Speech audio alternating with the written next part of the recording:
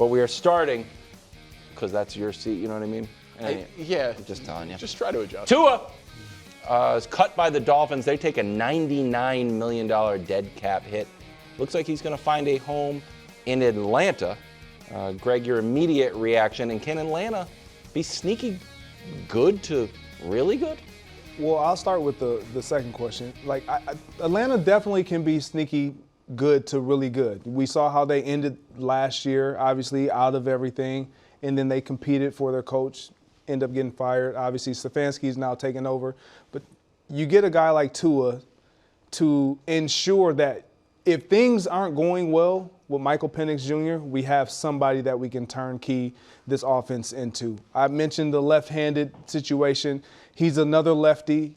You want to protect your blind side. You're going to spend the money. You're going to spend the money on your blind side. That's the right tackle, obviously, for both of these left-handed guys. You don't have to switch up anything offensively, schematically. And you got weapons if you're down in Atlanta. Now, in terms of who do I believe is going to be the day one starter, I definitely believe it's going to be Michael Penix Jr. I just believe he's going to get a longer leash. He's going to get the first look. So when I say first look, he's going to be out with the ones, get those reps. You mentioned earlier about Kevin Stefanski being in a new team, new situation, not having ties to either one of these quarterbacks. But you do have ties to Michael Penix Jr. to a degree because he's the guy that's a draft pick that you feel like you're going to always give them a little longer of a leash. Tua, if it works out great, awesome. Awesome. We're not paying him anything basically this year. If he turns out and he pushes us and he wins the job, even better. Now we know we can move forward with this guy or somebody else. Who knows? But Atlanta is a team that you just don't know from year to year. Tua, I understand why he wanted to go to Atlanta. Offensive-minded head coach, true number one receiver in Drake London, truly impressive tight end who played great at the end of the year in Kyle Pitts, top offensive weapon in Bijan Robinson, playing a dome, playing a winnable division. There's a lot of boxes that you check. Yeah, that sounds great. Yeah, it's a good spot. It would have been a good spot for Kyler, but I agree. I think he's going to be in a competition with Michael Penix Jr., and while Michael Penix Jr. he's a flawed quarterback. I thought sometimes he would lock in on guys. He doesn't throw to every part of the field great. He's younger. He's got a much, much stronger arm. I don't think Tua is going to win that competition. And Tua is a guy who's completed every game once in his career. He's made over $120 million. He has serious concussion issues. He has talked about not being able to see over offensive linemen and see wide receivers down the field. Can I say something? Please. That was a post-Alabama issue, and Alabama's line was huge. He's led the league in completion percentage. He's led the league. Didn't he say it last year? Passer rating. That what? Didn't Tua say last year that sometimes he can't see the guys that he throws to? I forgot about it. That. That's continue, Danny. Technically post-Alabama. It was like 6 years. 6 years post-Alabama. No, but here's what I'll push back against. No, you're not. This year, did it not? It's like a courtroom. Strike that from the record. So the audience I don't even remember well. I think it's like it was like post-draft. It was like a lot of he's physically limited. And in the NFL, he had the hip injury. But in the NFL, I've seen him put 70 points on the score. I've seen him lead in passer rating. I've seen him lead in total yards. He's got a winning record for all these quarterbacks that are just being tossed to the wayside. You look at his win percentage, the guy wins games. Listen, he has not won a playoff game.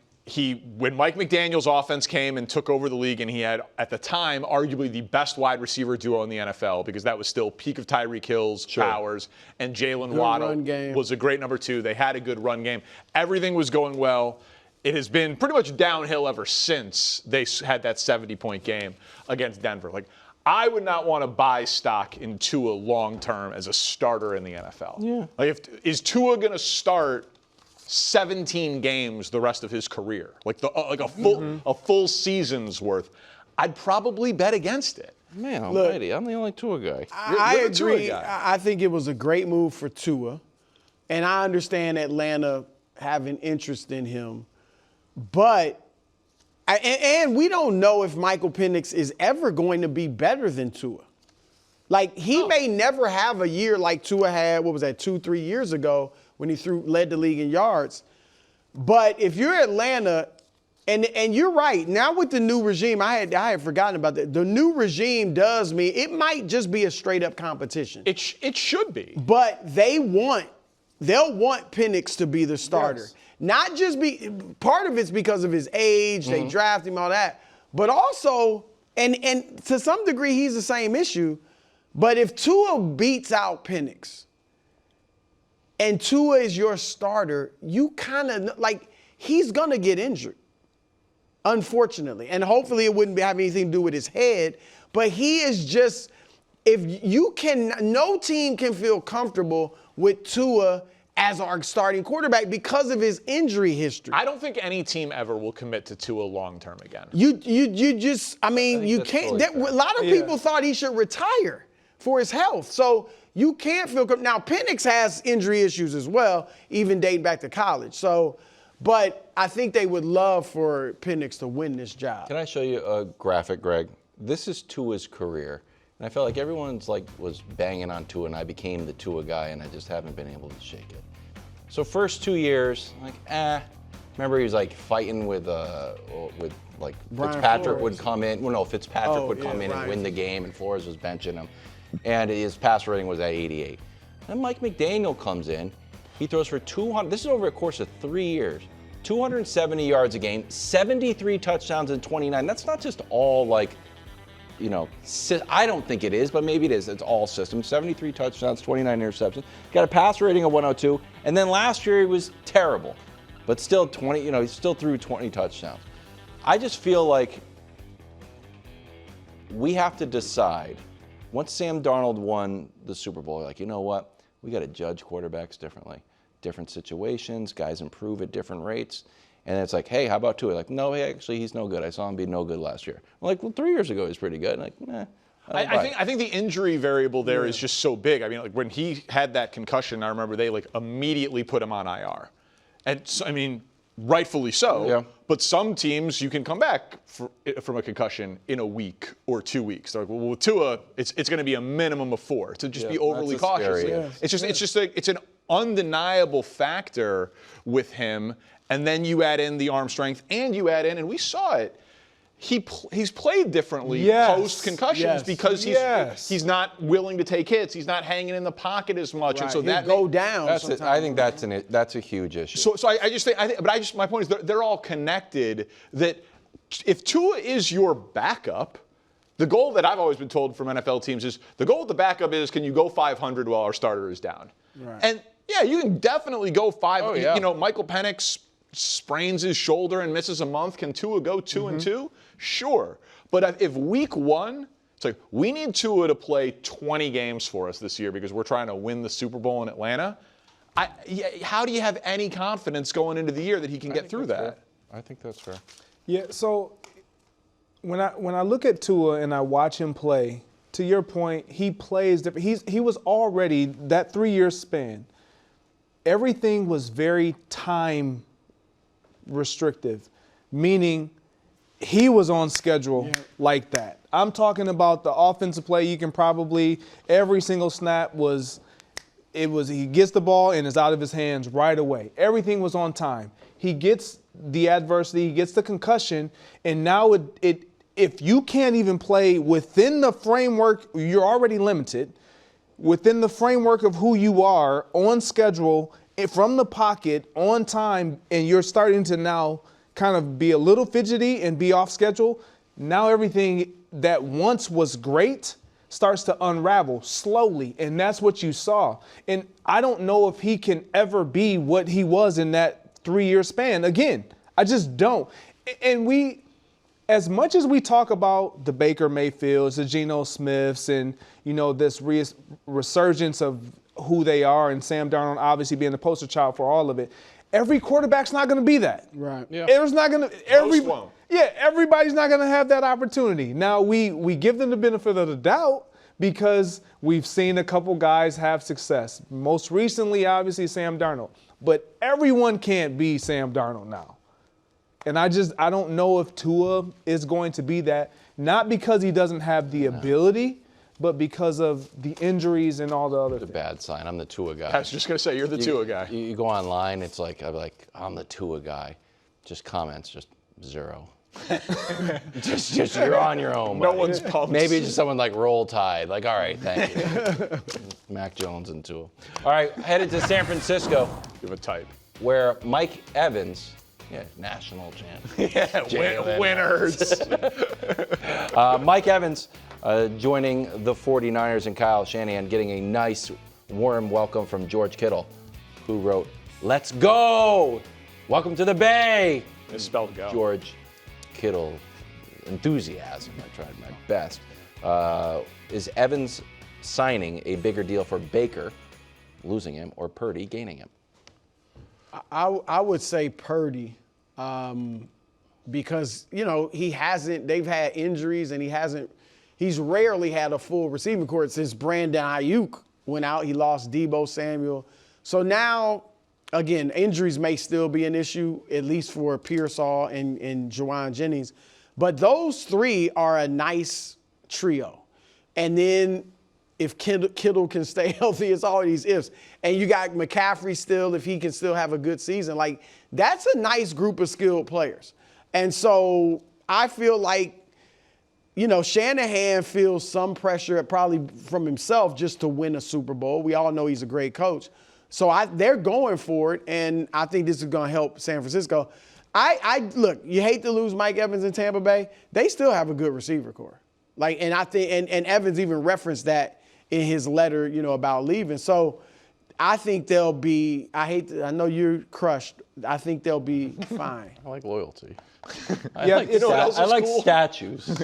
It's definitely a bigger deal for Purdy and Kyle Shanahan in this offense. They haven't had an elite red zone threat like Mike Evans outside of George Kittle in years.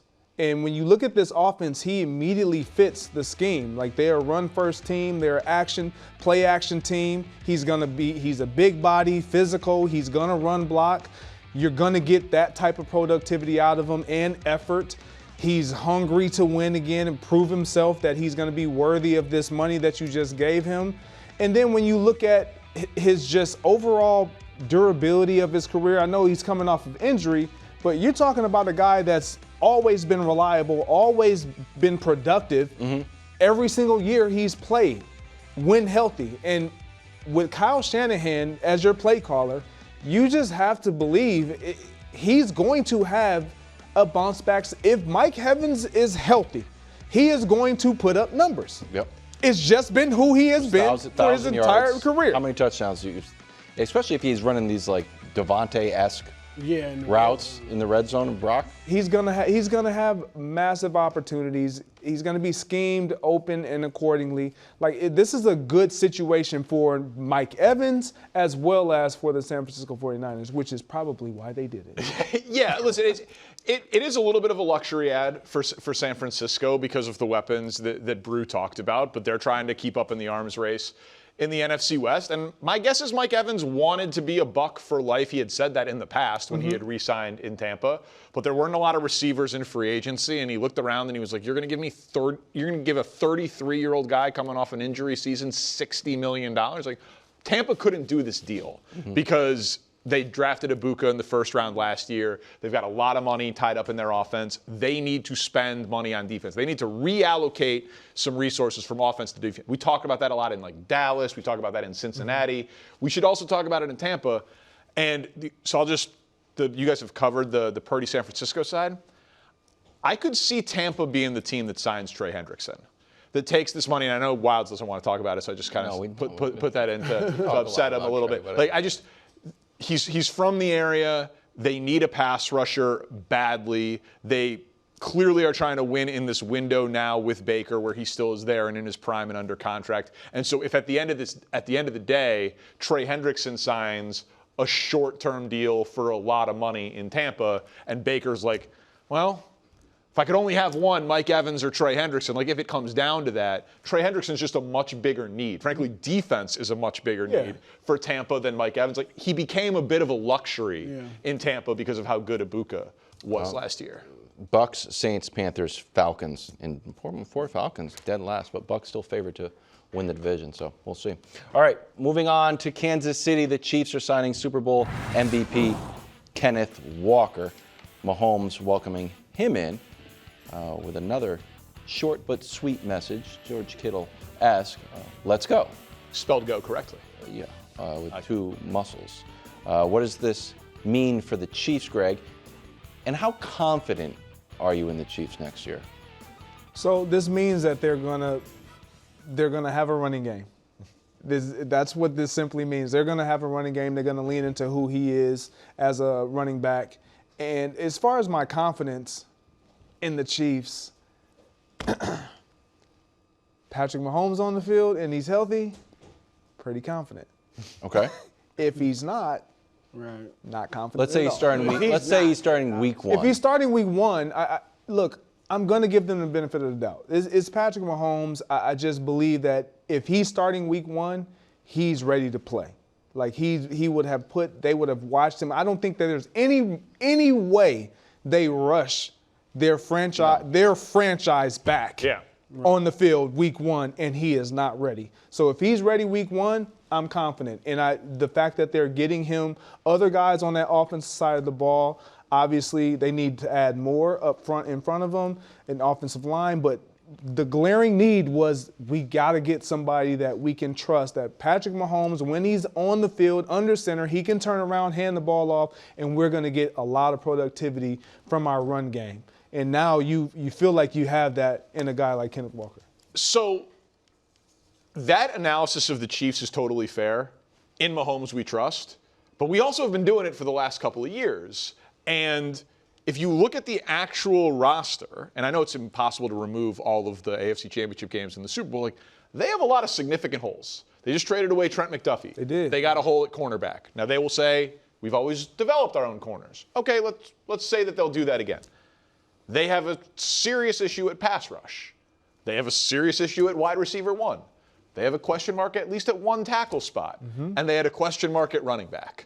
Now they don't have a question mark at running back anymore. That's what this is. We have 2 first-round picks, and we know that we can take $15 million a year and solve one of our issues. And that issue happens to directly coincide with helping Patrick Mahomes come back from the injury, because the explosive plays, where's the light show? Where's that gone for Kansas City? You can get explosive plays in the run game too. Yes. And last year, they were, I believe, second to last in big runs, and Kenneth Walker had more rushes of 10 yards or more by himself than the Chiefs did. So this is just a very simple, we can solve one of our problems and it only costs us money. It's that simple. Can I interrupt you real quick? Christina Please. just got into my ear. It says Travis has signed a 1-year, $12 million deal. Expected it, but nice money when we thought it was just going to be a veteran's swan song. 12, is that a lot? I think with the salary cap over $300 million and what he's done for your team, I think $12 million is pretty low. It's pretty reasonable. That's not going to be cost prohibitive from them doing anything. They restructured Mahomes' deal. They've restructured multiple contracts.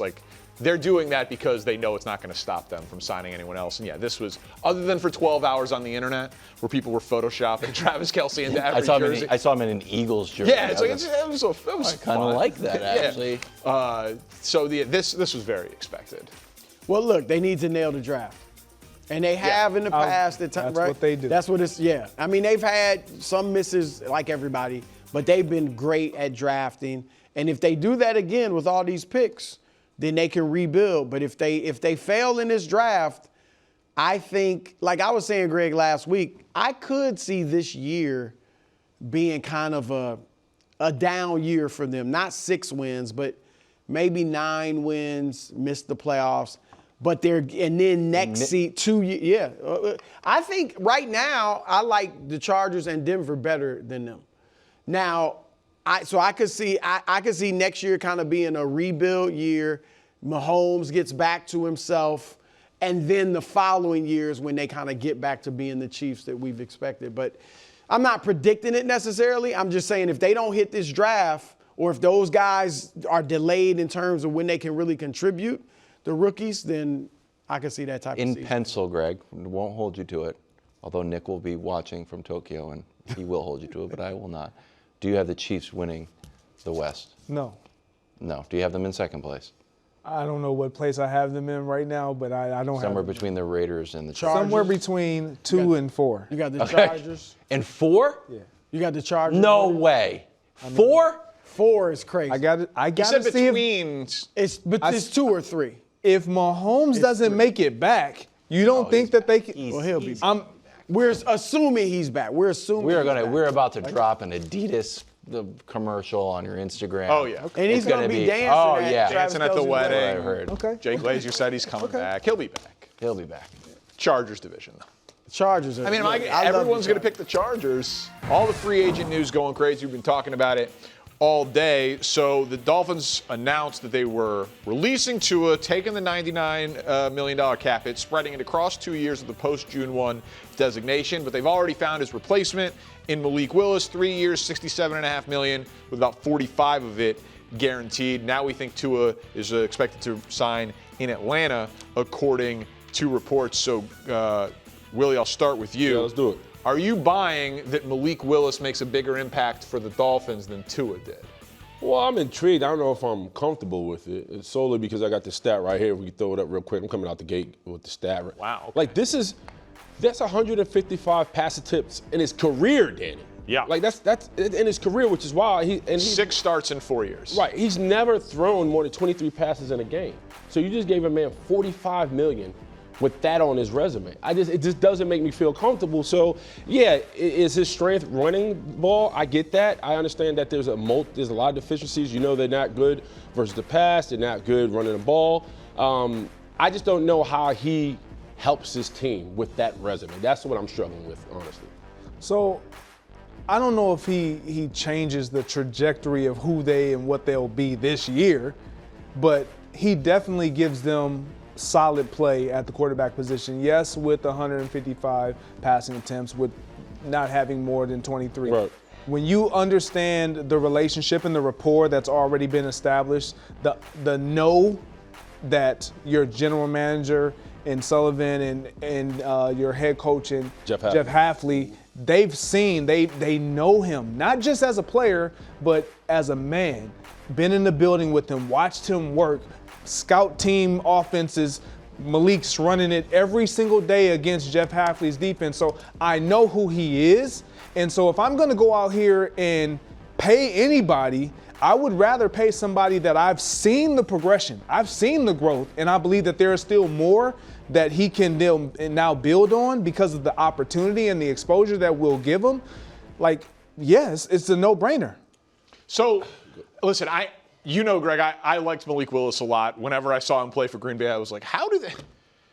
Green Bay just has that many good quarterbacks? Like, just every quarterback that comes in was good. Like last year, and you're right, it's not a big sample, but he 30 for 35, 3 touchdowns, no picks, a passer rating of 145. Now, again, it's 35 passes. It's not a lot. But if you complete 30 of them, I'm at least going to take. You're going to roll your eyes at completing 30. Well, because I think because we're hanging our head. He had a big showing against Baltimore, right? And Baltimore had one of the worst pass defenses in the league last year. So you're talking about a guy who, one, I think rolled up on him and they shocked Baltimore. Two, Baltimore wasn't very good against the pass. He ran the ball really well against them. And I think when you're talking about a Miami Dolphin team, when you let go of Bradley Chubb, Tyreek Hill, you don't have Tua right now. For me, it makes sense for me if you bring in a veteran quarterback like a Geno Smith or somebody just to stabilize the offense. Because if you Jeff Hafley, play to your strength. You're a defensive coordinator. Go out there and get some defensive pieces where you can at least go to war with. Because at the end of the day, every time we talked about the playoffs this past year, it was about the defense, never the offense. Seattle had one and Broncos and Buffalo, nevertheless. But my point is, if you're new to a system like Jeff Hafley is in Miami, I'm going to show up with a defense that I can go to battle with and squeeze out 2 or 3 wins solely because of my brain power. So what would worry me about this fit for Malik Willis is someone who I do think he's one of the 32 best quarterbacks in the NFL. I said that during the season when he made that spot start.